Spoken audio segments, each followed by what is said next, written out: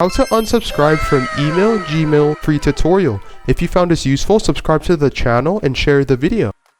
Okay, so once you're logged on to your Gmail account and you've located the email that you would want to unsubscribe to. In this case, I have two emails right here asking for a collab. But as I can see, or what I can notice when I highlight on this email, looks kind of suspicious or fishy, at least in my opinion. Go over to the right hand of the screen and click these three little dots or icon which says more. And there's a couple things more that you can do.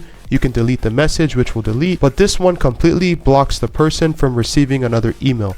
You can block them, or you can report it as spam or report it as phishing. These three things will do the job, but it's up to you which one you want to do. I'm going to report this as spam. It says spam reported and block sender. Yes, block. Again, if you want to learn how you can save hundreds of hours and money online per year creating content, click the link down below, scan the QR code, and thanks for watching this tutorial.